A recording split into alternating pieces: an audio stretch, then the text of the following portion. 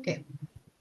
So the first risk factor and what does a risk factor really mean? That the first thing that increases the chances that someone may attempt or die by suicide is if they have a mental illness. Yeah.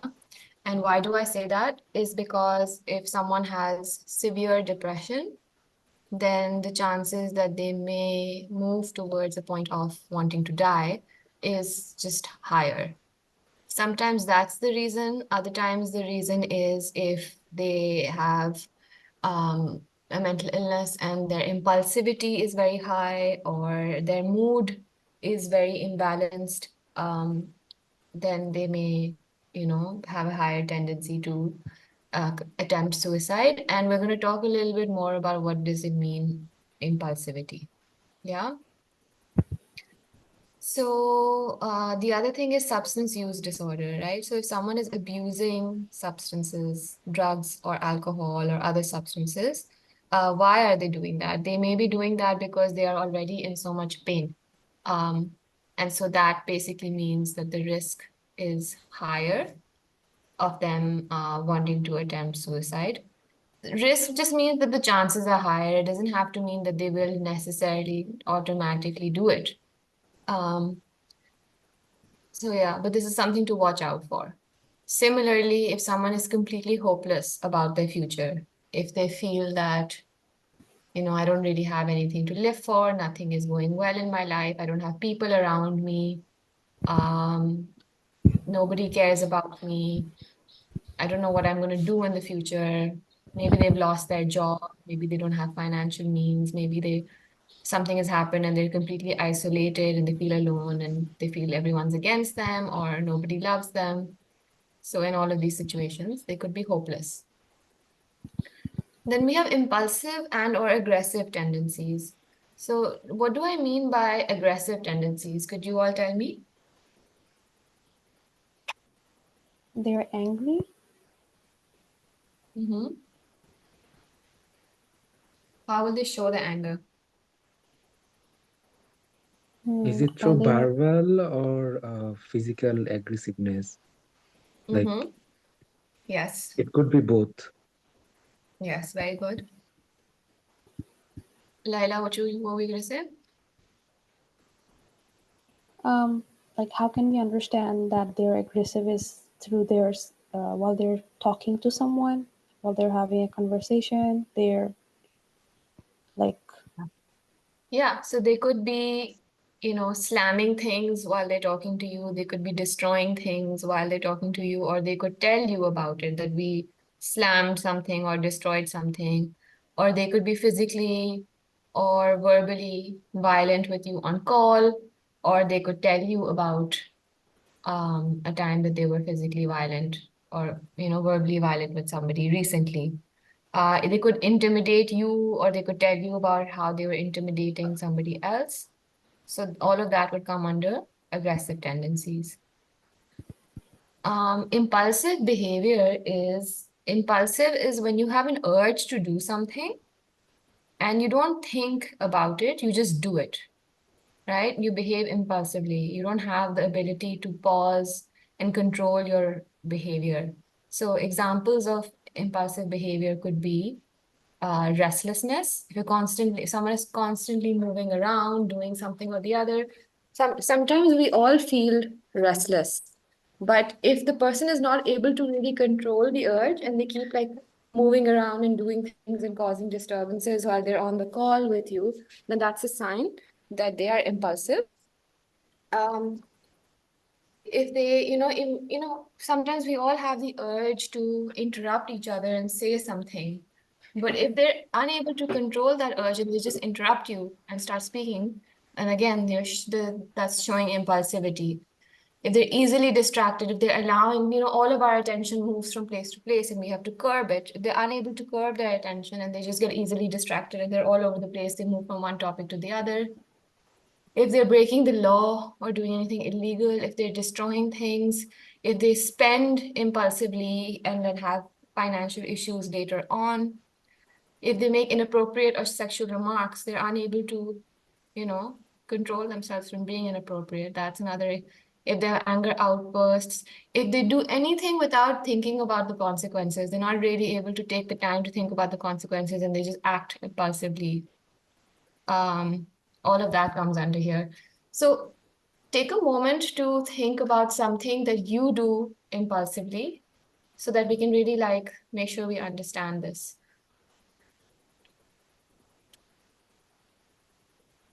So it's something that like people do without thinking about the consequence. Yeah, but I want you to think And of something that you do impulsively. Like I'll give you an example of my own. Last night, I wanted to come home at a reasonable hour so that I could sleep well and be fresh for today. But when I was out with my friends, people said, "Oh, let's stay out longer," and I was impulsive and I stayed out a little bit longer. So that was me being impulsive. oh, okay. So like, can I say that um, at night when I go to sleep, like I usually like sleep late and I don't think of it a lot, and then when I have to wake up in the morning, it's like very tough to wake up. Yeah. But So think of a different example. What else could it be? Do you spend impulsively sometimes? Do you just say something impulsively? Maybe you don't have very impulsive tendencies. Not everyone does. Ashfaq, do you have any ideas? I'll try to remember, but it's very difficult for me right now. yeah, I'm Okay. not impulsive. Okay, fine, fine. Okay. What is trauma? What is a trauma? So trauma is something that like I can give an example of it. So something affected someone. It could be because of losing someone close to you, or some kind of abuse when they were a child. So that actually like creates a trauma, and then they actually have it with them for a long time, Mhm. and it affects them and causes a lot of like mental instability, I think. Okay, right. Ashfaq?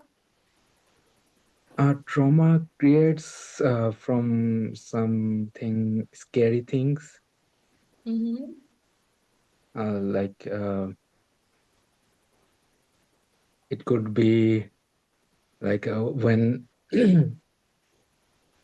someone see that uh,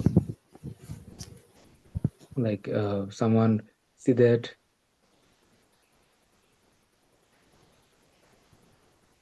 something very dangerous, like she's scared about that, and it's she also got scared.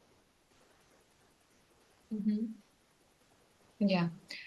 So trauma is any kind of event that happens with you that, sorry about the background sound. It's any kind of event that happens to you that has a very significant emotional and psychological impact on you. It affects you on a long-term basis. It's not something that you are able to, okay, bad things happen to all of us, and then sometimes we recover from this. But this has an impact on you, yeah?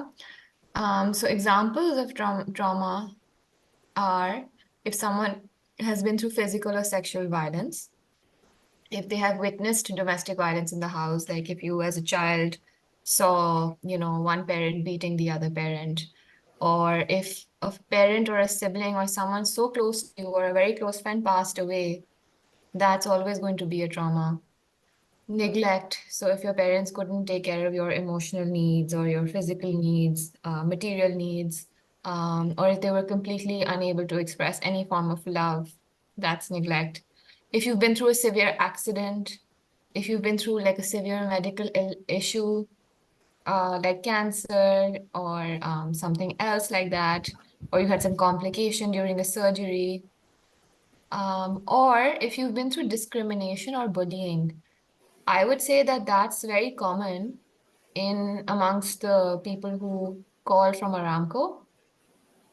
Often they have issues where the manager is not treating them well or being, misbehaving with them, or their contractor is not giving them money on time and so on. So all of that is quite traumatic.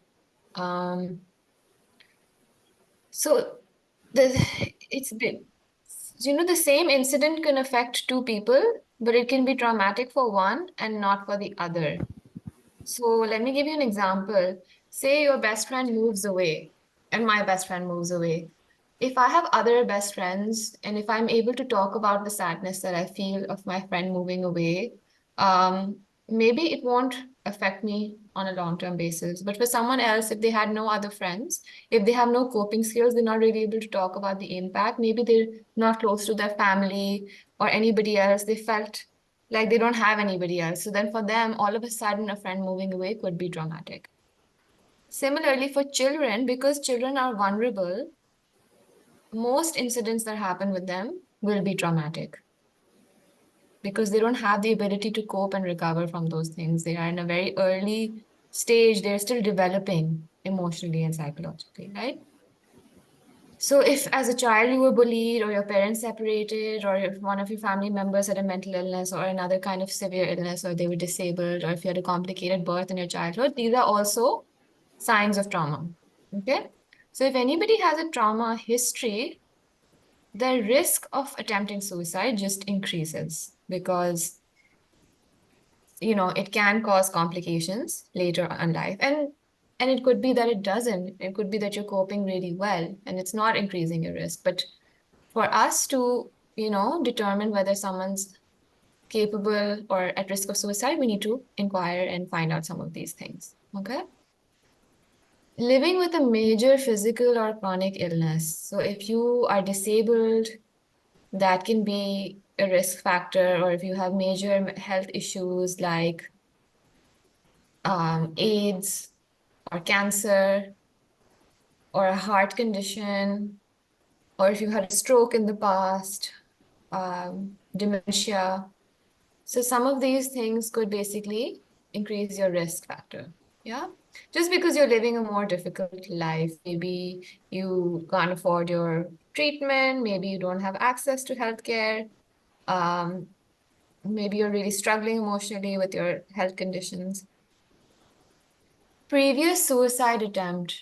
If someone has attempted a suicide in the past, then the likelihood that they will attempt again in the future is just higher. Because if they've done it once, they could do it again. Yeah? It's not necessarily that they will, but the risk is just higher. The chances are just higher. Yeah. Family history of suicide. If someone has had a family member attempt or die by suicide, the chances that they may attempt it as well is just a little bit higher. Yeah. Any questions here so far? Anything that you would like me to explain a bit better? No.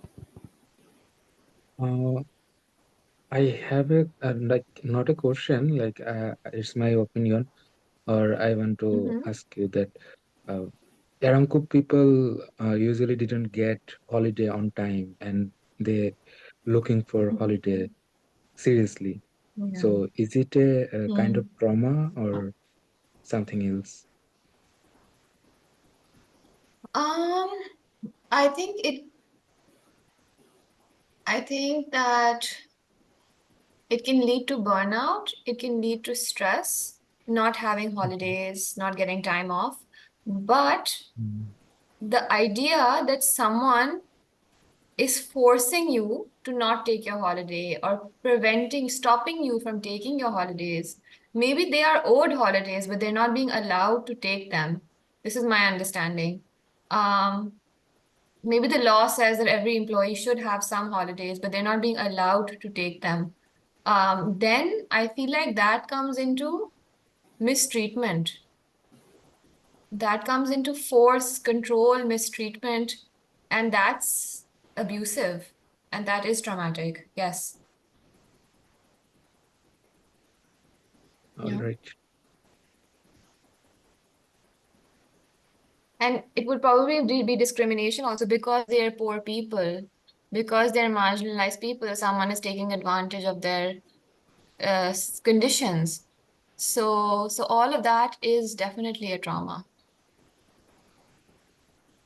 Yeah. Okay. All right. recent loss of a relationship. This is a very significant one. We see this very often. When someone goes through a breakup or for any other reason, their relationship ends. Maybe their partner cheats on them or betrays them or leaves them for somebody else, or any reason that they end a relationship, that usually people afterwards are quite devastated. They're emotionally in a state where they are very impacted. So that is a risk factor. It's not on this list, but should be here. Also, loss of a job or livelihood or business. That can also be increase your risk factor. Because that can also lead to a lot of fear, stress, uncertainty, feeling of failure, feeling of hopelessness, worry about the future, and so on. Access to legal means. So this just means access to anything that you can use to kill yourself. It's very obvious that if there's two people who want to die and one person has access to a way of killing themselves, then the chance of them killing themselves is just automatically higher, right? So what are lethal means? It could be sometimes people overdose on paracetamol or antidepressants or sleeping pills. So if someone has access to these in their home, then that's a risk factor. It's complicated because usually people who are depressed have a higher risk factor, but then having those antidepressants on them is also a risk factor. Yes, Laila? Yeah, so how is antidepressants like how is that a lethal mean? You can overdose on them, you can take a lot of them. Just like any other pill. Yes. Okay. Yeah. If they have poison in their house, if they have a gun, if they have access to rope, because a lot of times people hang themselves. Gun, of course, is a really, really like scary one. If someone is impulsive, if they're being reckless, if they're having mood swings, they're unstable, and they have access to a gun, or if they're saying that they want to, threatening to kill themselves if they have a gun. So that's something you need to immediately try to get them to safety. If they have sharp objects like knife or other things, then also that's a risk factor. Next, we have local suicide cluster. So what this means is that sometimes deaths or suicides happen in groups. A group of people who have some link to each other. Maybe they're from the same university, or they're from the same company, or they're from the same religious community, or they're all women. They have some link. Maybe like in 1 year, lots of women in one geographical location die by suicide, or maybe lots of students in one university die by suicide, or a lot of youth of one district in the same year die by suicide. So that's a local suicide cluster. Basically, when a group of people are, committing suicide together, that means that everyone else who belongs to that group, their risk of doing it too is just automatically higher. This is just a certain behavior that we've seen, that if people around you or people who are connected to you die by suicide, your risk of doing it just becomes higher. It could be that you're already thinking about it, or you have a desire to die, and then someone else does it and it triggers you when you do it, or it makes you think about it more. Or it could be that you are affected by the death of other people and so you do it. So this phenomenon is still being researched. It's not fully understood why this happens, but it does happen. Suicides tend to happen in groups. Okay. So if you're speaking to someone and you know that there's on site, or if we know that suicides do happen at Aramco. We know this. Some have taken place. So that means that the risk of others doing it too is automatically higher. So everyone that calls us from Aramco is at risk. They're already at risk. Okay? So that's something we need to know and keep in mind. Lack of social support and sense of isolation. Um, Do you think that the people who call you, do you think that they have social support? Do you think that they feel connected to their peers? Do you think that they have support from their peers? Or do you think they feel very alone and isolated?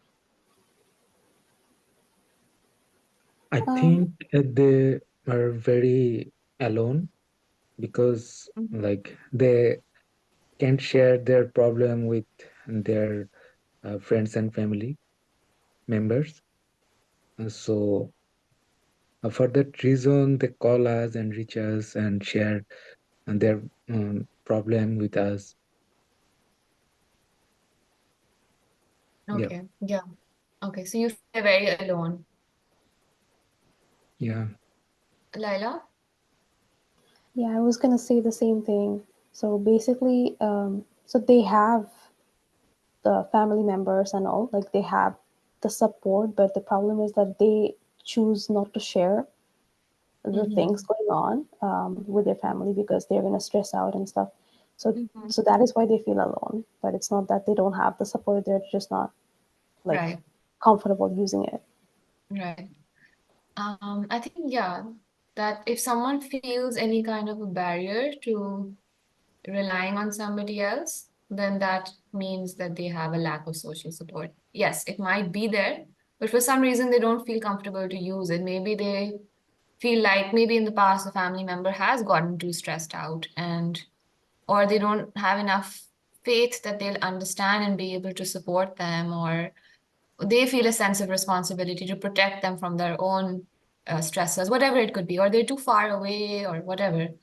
But do they have Yeah, social support from their peers, from other people in Aramco? Do you think they have some support? yeah, maybe some support, but Like, do they have like friends that they talk to? they have friends and roommates, but I don't think they're very close. Mm-hmm. Um, yeah, because like that's why when they call us, they like to share everything that's going on. Okay. Shwak, what do you think? I think they won't share with their roommates, Mm-hmm. and that's why they're very like eagerly waiting to reach us and share their problem. Okay. Okay. Yeah, So if someone doesn't have social support, if they feel isolated, that increases their risk factor. If someone is hesitant to seek professional help because of stigma, but they need professional help, then that's going to increase their chances as well. Because obviously, if they're in a bad mental state or emotional state and they're not being able to help themselves, then the chances of the risk of suicide becomes higher. Yeah. If someone doesn't have access to healthcare, like a doctor, even if it's a physical health doctor, doesn't have access to medicine or doesn't have the money or the time off to go and avail healthcare, or if they don't have access to mental health care, then again this can increase the risk factor. Yeah. Exposure to suicide deaths. So if they've had a family or a friend or a coworker, or they know of somebody else who's attempted suicide, then that increases their own chances, similar to the local suicide cluster that we talked about. But if it's recent, someone around them very recently attempted or died by suicide, so then you need to know that they're immediately more vulnerable. They're immediately at a higher risk. Huh? So this risk will be higher than if they are just part of a local suicide cluster, knowing that, okay, people in Aramco in general have died by suicide, so anybody who calls is at risk, is different from if they immediately around them had a suicide recently. Yeah. Non-suicidal self-injury, if they have harmed themselves in the past, if they've cut themselves or if they put themselves in an accident or burned themselves or anything like that, then you know that they could do it again. Yeah. Lastly, cultural or religious belief that a suicide is an acceptable solution to coping challenges. So what this means is that, you know how in Islam, it's a sin to die by suicide, right? So that actually prevents people who want to die from actually taking the step. That reduces the risk. And that's a good thing. I've heard that in Japanese culture, in some situations, I don't know enough about this, but suicide is considered an honor. So that would automatically increase the chances. But of course, so in some ways it's a protective factor. But if somebody is really unwell and due to that they attempt suicide or they actually die by suicide, then the fact that, you know, it's illegal, at least in Pakistan in the past, suicide has been illegal.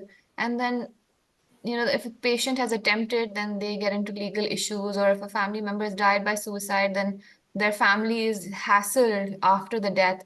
That shouldn't be there because it is also a medical condition. So, at least in Pakistan, mental health advocates have been lobbying and they've been working to decriminalize, not make suicide a legal issue. And they have won that battle. I don't know about Bangladesh, but yeah. So while it's a protective factor, we also need to protect those who are suicidal and who do die by suicide. We need to protect their families also. Um, yeah. So you've written something really important and useful in the chat box. Can you please talk about it? Yeah, lack of healthcare. Sometimes people who are working in Aramco, like, and they don't have valid akama. So if they have any physical or mental issue on that time, they are not access to any medication. So I think this is the important thing. Yeah. And what about that makes you more at risk? What do you think it is?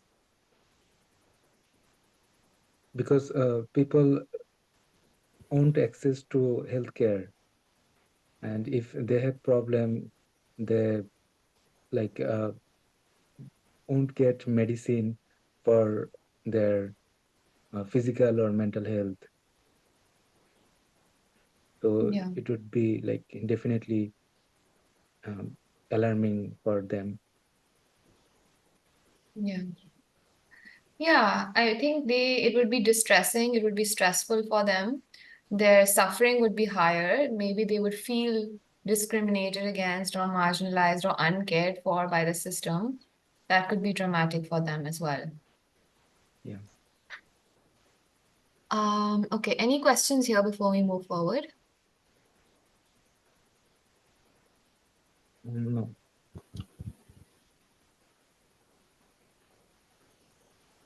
Okay. So, sorry, I'm just feeling a little sick. I'm going to be right back in a moment. Maybe you all can read through this meanwhile. Apologies. Okay. Okay. It's okay. Okay. Okay. So, did you get a chance to read through this? Yeah. Okay. Let me tell you more about it. So, obviously, if someone talks about wanting to die or killing themselves, that's very straightforward, right? If someone says, I want to kill myself, I don't want to live any longer, I want to hurt myself or whatever, that's like the most obvious sign.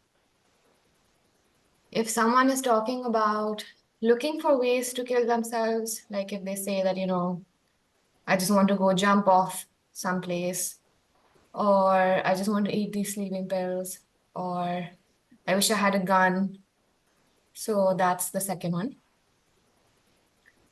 If someone reports feeling hopeless or having no purpose, so if they say that, you know, I don't have anything to look forward to, I don't have anything in my future, um, I don't have any people, you know, it looks very dark ahead of me, I have nothing to live for.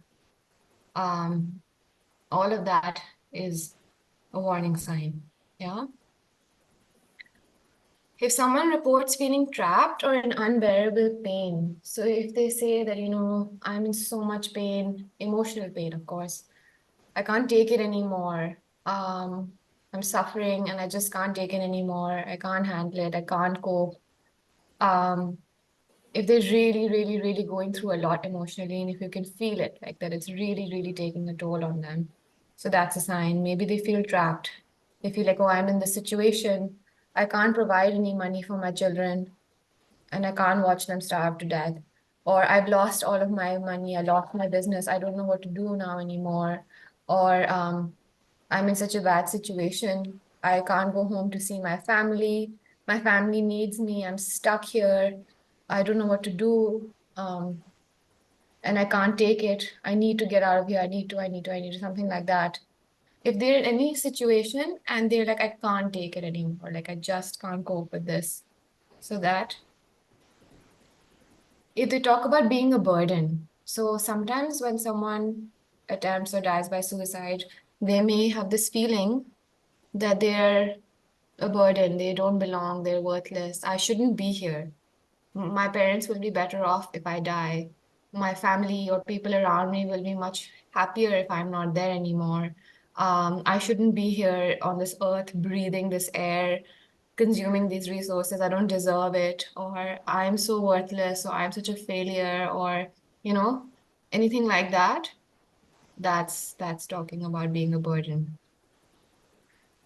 If they're increasing the use of alcohol or drugs, so if they're in a lot of pain and they're just coping with alcohol and drugs and that's increasing, then obviously there's something going wrong over here. So you need to investigate what's going on with them emotionally, what is the source of their pain. And you need to obviously then check if there are any other risk factors present. Right? So one warning sign on its own um, suggests that you need to look for other warning signs or other risk factors also to determine how high are the chances of this person attempting suicide. And then according to how at risk they are, you will then they take other steps accordingly. Yeah. If they act anxious, agitated, or reckless. So aggressive tendencies, if they're shouting or hurting somebody, or they're very like restless or reckless, like mood swings, slamming doors, if their behavior is just erratic, it's like disorganized, it's all over the place, then that's a sign that they're not functioning so well. And it's a sign to inquire more about their mental state, what's going on with them. Are they okay? Similarly, if they're sleeping too little, like they haven't slept in days, or if they're sleeping for days, or they're like sleeping, they're not able to function in the rest of their lives, go to work, show up with their friends, family, whatever, then it's important that you inquire and find out what else is going on. Are there other risk factors? If they withdraw or report feeling isolated, we're all social animals, we need human connection to thrive. If they, maybe they had an incident where they lost trust in other people, or they had a series of bad incidents in their life and they don't trust people around them, if they, stop relying on other people, stop talking to them, if they completely just go within, they stop um, doing anything else, they just keep to themselves, this is a warning sign. And again, we need to check what else is going on. Are there any other risk factors present? If they show rage is like excessive anger, and if you feel like they're unpredictable, if you feel like their behavior isn't very predictable, it's not very normal like it is for other people, or if they talk about seeking revenge, I'm going to kill myself and then they'll see. I'll show them. I'm going to kill myself and then I'll show them. Sometimes people say that also. They want to die by suicide to punish other people. So that's also a warning sign. And then extreme mood swings is similar to what we talked about. 1 minute they're crying, next minute they're laughing, 1 minute they're calm, next minute they're angry or hyper or something like that. So that's also a warning sign. And you need to interview for other risk factors. Any questions here? Yeah. So I wanted to ask, so like how can we differentiate between the risk factors and the warning signs? You don't need to worry too much about the differences. You can even consider it all as just one thing. Just look for Are any of these things from these two lists showing up? Okay, Okay. yeah. Yeah, that makes it easier. Yeah. Yeah. Any other questions or comments at this point? No? Yeah. No. Okay. So let's do our first case study. We're going to read this together, and then we're going to practice identifying risk factors and warning signs from here. Okay? So can any one of you read this? Can you Make it a big like screen? yeah. Yeah. Okay, I'll read. Hotline professional. Thank you for calling the Wellbeing Support Line. Caller. Hi, this is Yusuf. Hotline professional. Hi, Yusuf. How are you doing today? Caller. Hmm, not so good. I haven't slept in a few days. My mind is racing all the time. It's very difficult to work or to do anything really. There's not much point in working or in life really, but I guess I have no choice. Everyone at work seems fine. Their life is carrying on. Hotline professional. Sorry to hear that. It feels really bad when one can't sleep and their mind is racing. Since when has this been happening to you? Caller, it's been a few days. Hotline professional, did something happen a few days ago?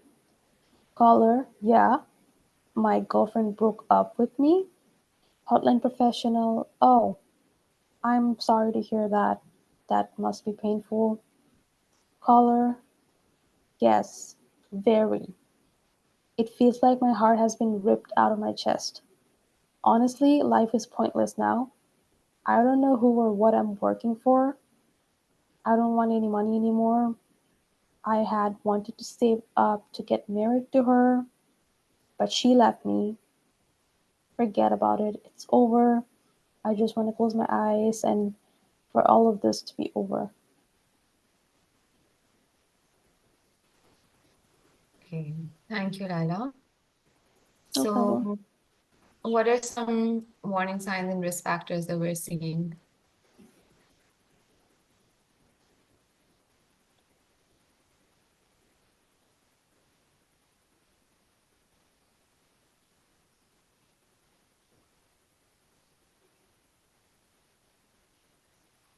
So he's like verbal about it, like he's talking about that there is no point in anything that he's doing right now, and there is no point in his life, like carrying on with his life, and like he also did not sleep in a few days, um, and his mind is racing. So he had a relationship, like he had a broke up. He somebody broke up with him. And also difficult to work, and Sorry? difficult to work, Mm, and yeah. I have no choice. Like since he's frustrated, Mhm.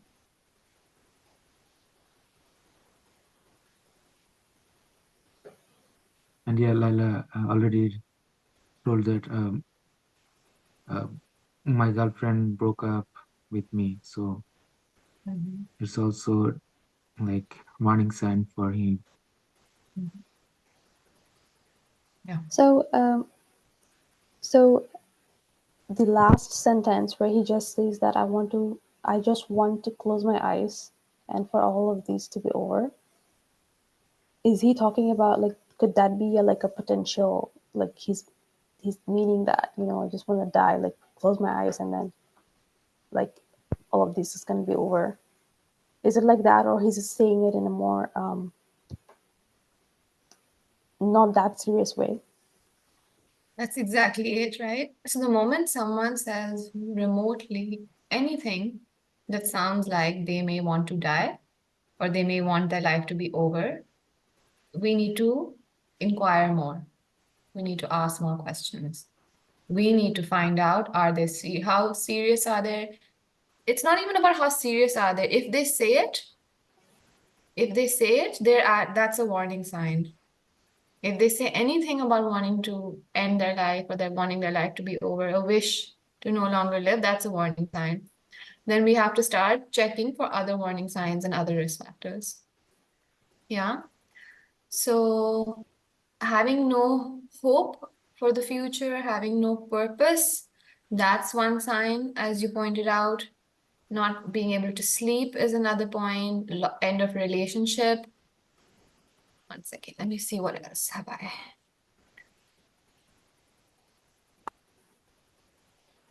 So sleeps too less, hopelessness, no purpose, end of a relationship. And of course, wanting to die. I didn't mention that one, but wanting to die is another one. Or wanting their pain to be over. I've written unbearable pain. So he is basically saying, I can't take it anymore. I want it to be over. So they're in unbearable pain, the amount of pain that they can't deal with anymore. Okay. So very good on this one. Let's move into the next one. Ashfaq, would you like to read this? Yeah,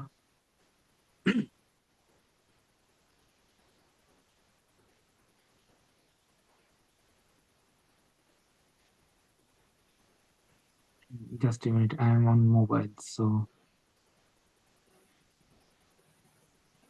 You can't see. yeah, I can see now. Hotline professional, thank you for calling the well-being support line. Caller, hi, this is Antonia, hotline professional. Hi, Antonia, how can I help you? Caller, I don't know. It's been a ugly week. My friend committed suicide on Saturday. Beautiful, dear friend of mine. I can't believe it. And I saw her afterwards. That images mm, that image is in my head, and no matter what I do, I can't forget it. I have been sleeping, sorry, I have been taking sleeping pills at night, sometimes in the day, but nothing is helping. Starts to cry. Make it go away. Please make it go away. I can't take it anymore. Crying. I don't know. Maybe she's the one in a better place. She doesn't have to feel this pain anymore. God help me. I just can't. Hotline professional. Softly. Hmm. I'm here with you. Keep talking. Caller. No. No, I'm not going to cry anymore. I can't. I have to be the strong one. I can't give up like her. I won't. No. Voice gets loud. Doors slamming in the back. Hotline professional. What are you doing now? Caller. I'm getting in the car and I'm going to work. Enough is enough. I'm not going to stay home and suffer anymore. She can't do this to me. She can't hurt me this bad. Hotline professional. Please take a moment. Talk to me first. I don't know if you are okay to drive. Have you taken sleeping pill in the last few hours?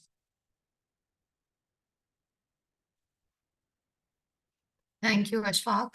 No So, problem. what are some warning signs and risk factors here?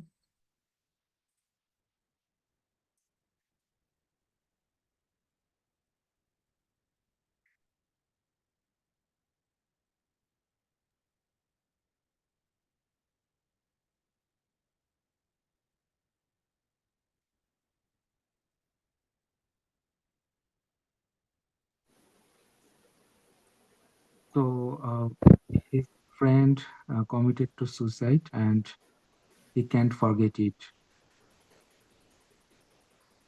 And warning sign is he's taking sleeping pills last night,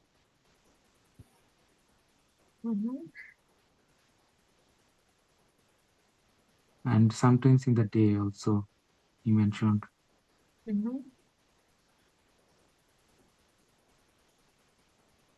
And she also thinks that the friend who committed suicide, she is in a better place because she doesn't have to deal with this anymore. Like her pain is gone, but the one that's still alive is feeling this pain.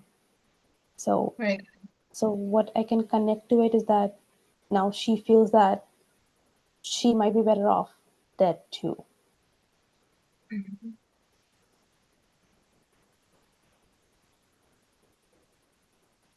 And so this immediate like getting in the car and going to work, like she's talking to the call, like she's talking to the hotline professional, and she's just like out of a sudden getting into a car and going somewhere.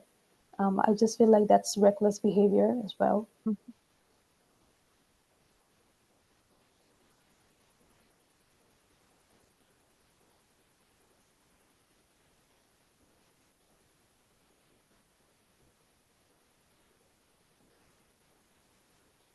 Like he's aggressive about himself.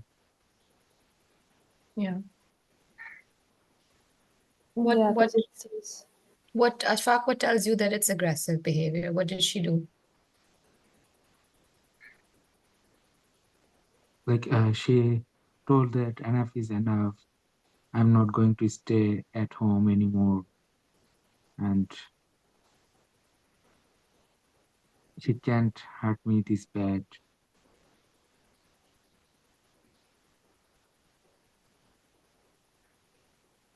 she also Yeah, like slammed yeah. the door. Yes, exactly. Slams the door.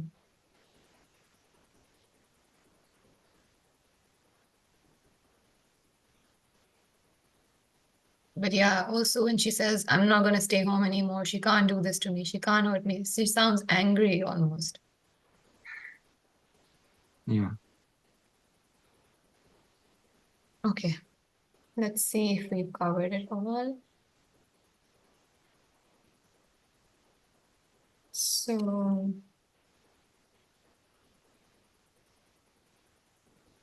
we have, her friend died by suicide, so she clearly had an exposure to suicide. She lost a relationship, she lost her friend. She's taking sleeping pills, so that means she's using drugs or alcohol. She is having mood swings. One minute she's crying, next minute she's angry, right? Yeah. Her emotions are changing suddenly. Then reckless behavior, like you said, she slammed the door. All of a sudden she's at home, next minute she's in the car driving off.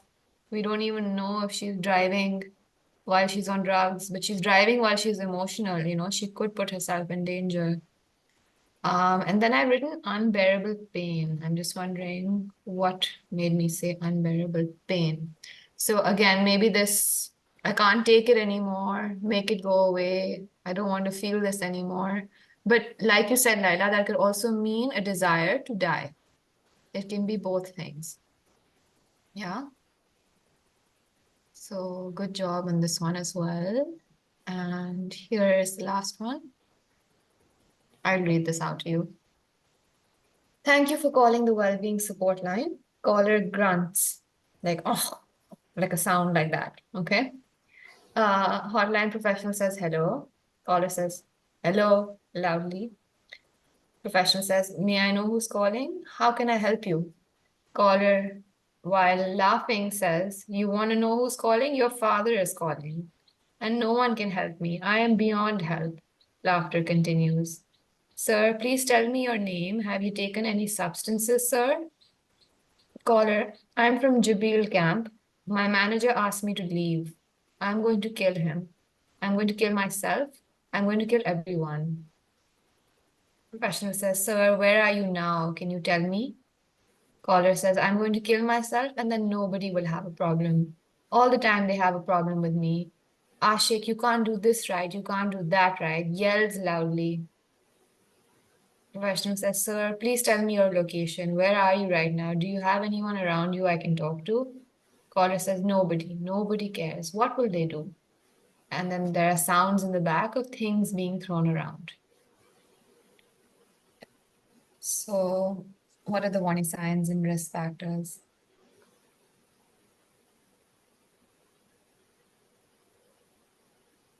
So very beginning, he's angry. Like he said, your father is calling. Seems he's so angry on something. And then he said, my manager asked me to leave, and this is the most dangerous thing. I'm going to kill him.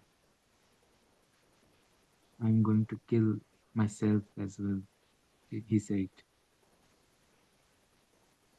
And I'm going to kill everyone.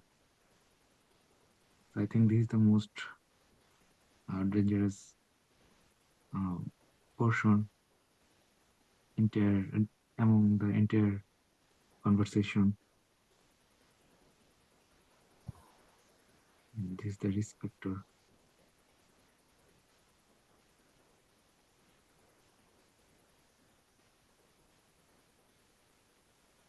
What else?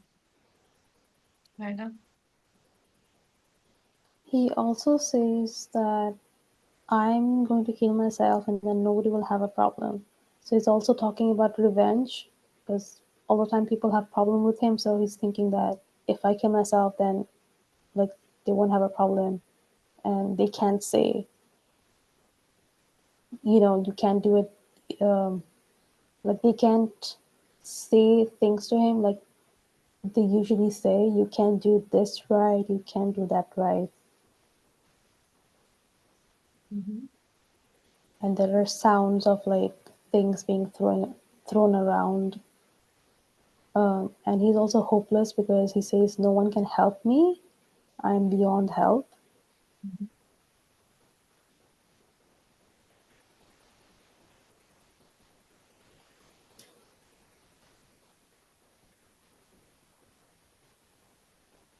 But Yeah. so the hotline professional asked him, have you taken any substances? But he did not answer that.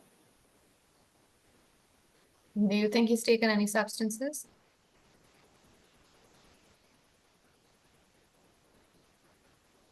I'm not sure.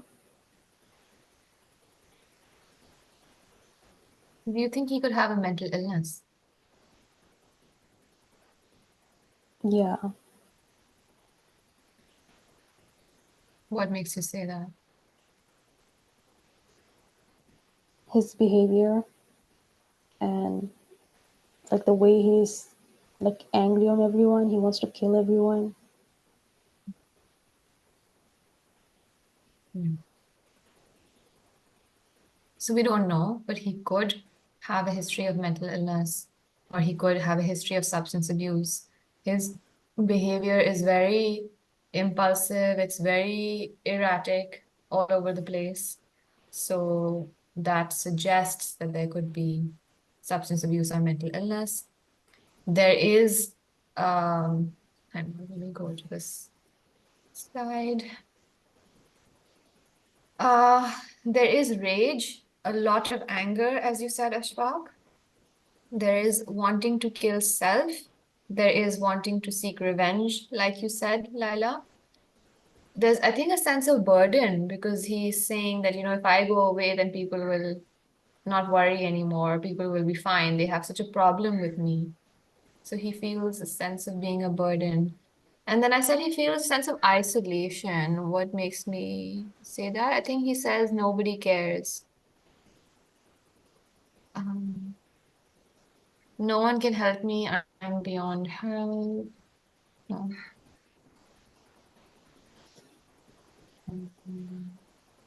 Nobody cares. Nobody. What will they do? At the end, he says that. So I think he feels probably isolated also, and he has just lost his job. His manager asked him to leave. So that's a really big risk factor also. Yeah. Any questions at this point? No.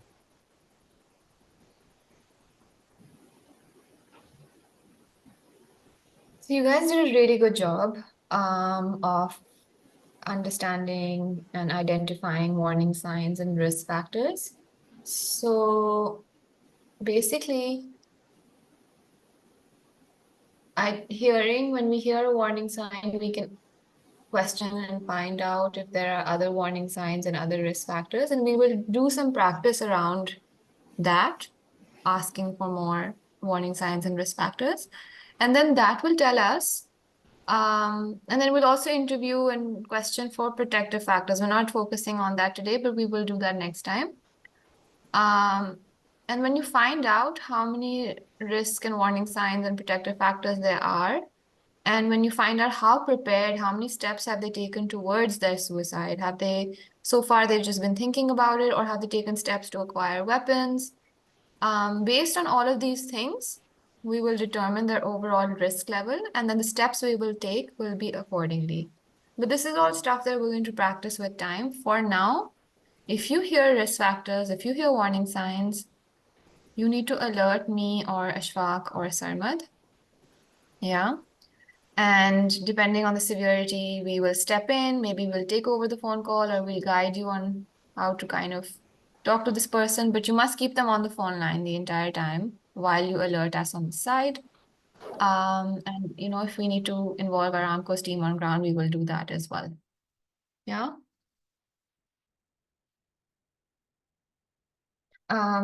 And I think for intellect, let me actually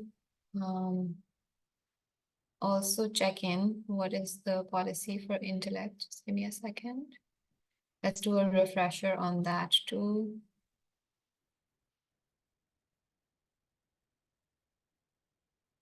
Do any of you remember?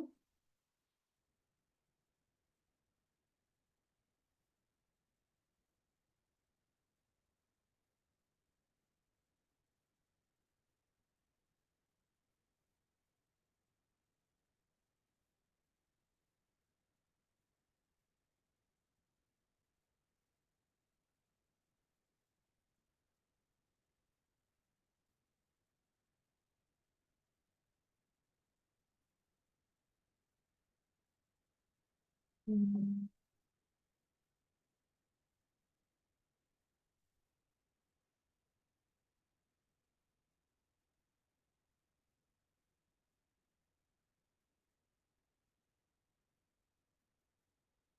Let me share my screen.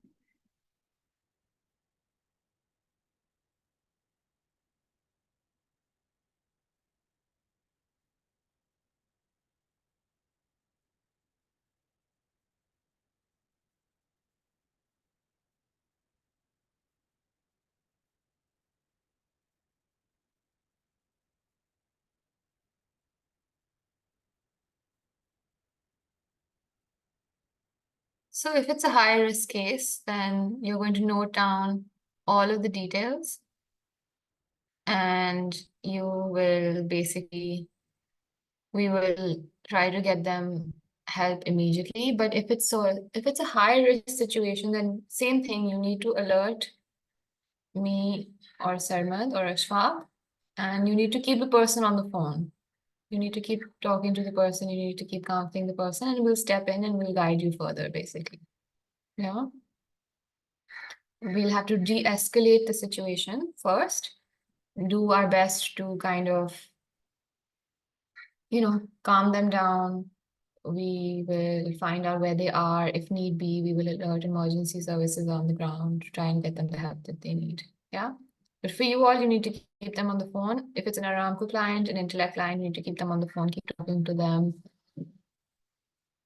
Sorry, I don't know what that was. Keep talking to them and alert me or Sarmad or Ashfaq on the side. Okay? Yeah. Yeah. Any questions before we wrap up?